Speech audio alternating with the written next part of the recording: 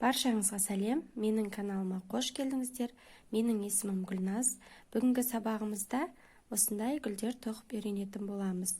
Бұл гүлдермен тоқыма бұйымдарды әсемдеуге болады. Егер дайын болсақ, сабағымызды бастайық. Бізге қажетті құралдар: жіп, менде 100% акрил, 100 грамда 300 метр, крючок, екінші номерлі крючок, және де жіпті жасыруға кішкене басты крючок, және де қайшы қажет.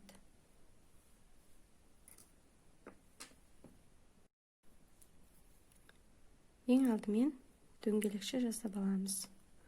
Ол үшін жіптің кіші бөлігін осылай қолымызға ұстап, ұзын бөлігін осылай қоямыз.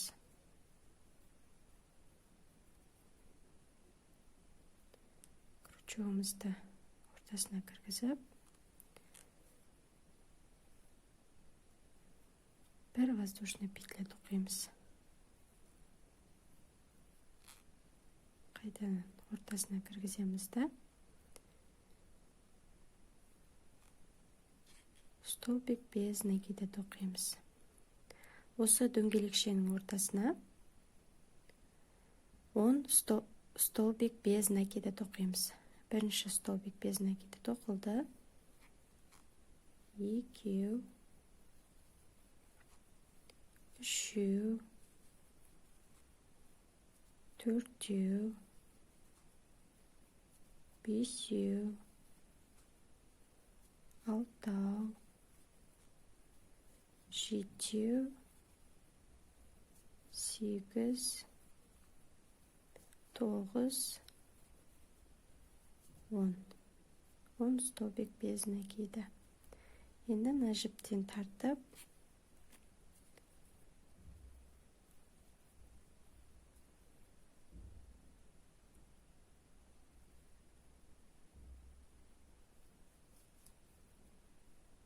бірінші столбик без накидамен біріктіреміз. Бірінші ряд аяқталды. 3 воздушный петля. Екінші рядта. Жіпті крючокқа ілеміз. Осы петляға крючогымызды кіргізіп, жібімізді іліп тартамыз. Мына 3 воздушный петляның деңгейіне келу керек. Осылай 3 рет жасаймыз. Біріншісі, жіпті крючокқа ілеміз. Осы петляға крючогымызды кіргізіп, жіпті іліп шығарамыз.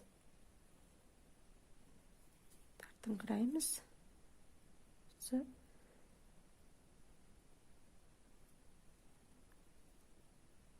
Воздушный петляның деңгейіне келу керек. Екінші рет жіпті ілеміз крючокқа. Осы петляға крючокты кіргіземіз да, жіпті іліп тартып шығарамыз. 3 рет.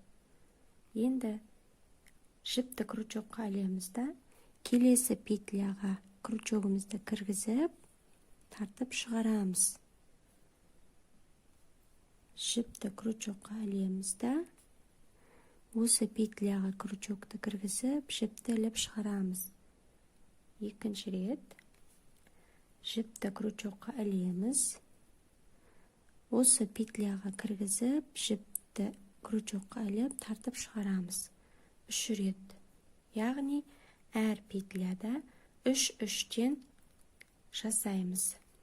Енді крючокқа жіпті ілеміз да, осы жіптің ортасынан, осы барлық жіптің ортасынан өткіземіз. Ақырын өткізіңіздер, ілініп қалмасын. Крючокта бір петля қалды. Енді крючокқа жіпті іліп, осы петлядан өткіземіз. 3 воздушный петля тоқимыз. 2, 3. келесі петляға крючогымызды кіргізіп, жіпті ілеміз да, мына петлядан өткізіп, біріктіреміз. Яғни, бір лепестокты жабамыз. Бізде бір лепесток пайда болды. Енді 3 воздушный петля тоқимыз. Осы петляға 3 рет жіпті өткізіп шығарамыз. 1, 2, 3. Келесі петляға 1, 2, 3. Біз 2 петлядан 3-3-тен жіпті тартып шығардық. Жіпті крючокқа іліп, барлық осы жіптің ортасынан өткіземіз. Крючокта 1 петля, жіпті іліп, осы петлядан өткіземіз. 3 воздушный петля,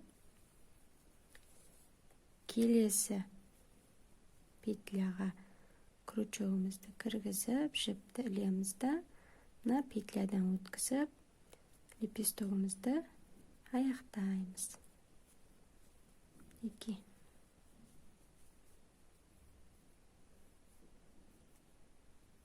Тура осылай тағы да 3 лепесток тоқып шығамыз.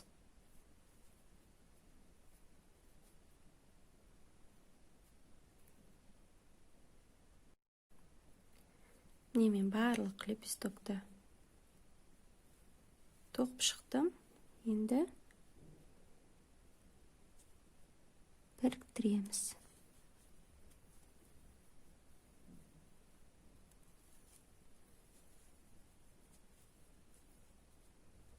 Жібімізді тартамыз.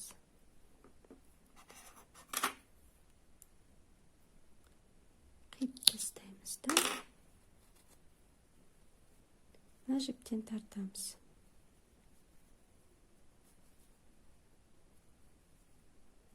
Енді жіпті жасырып қоямыз. 2 жіпті де жасырамыз. Жасыру үшін кішкене номерлі крючок алыңыздар.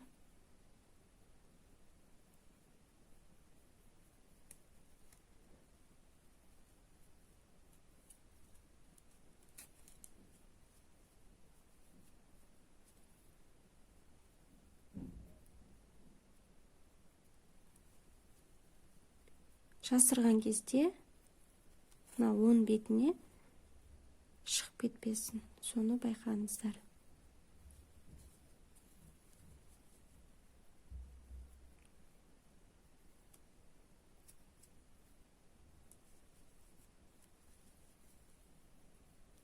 Осылай жасырамыз. Тура менікіндей қылып жасыру міндетті емес. Сіздерге қалай ыңғайлы, солай жасыра беріңіздер.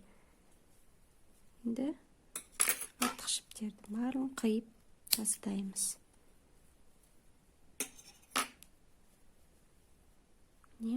Осындай гүл тоқып шықтық. Бұл гүлдерді 6 лепесток қылып тоқуға болады, 5 лепесток, 3 лепесток қылып тоқуға болады. Тек мына жердегі воздушный столбик без накиданы азайтып отырасыздар.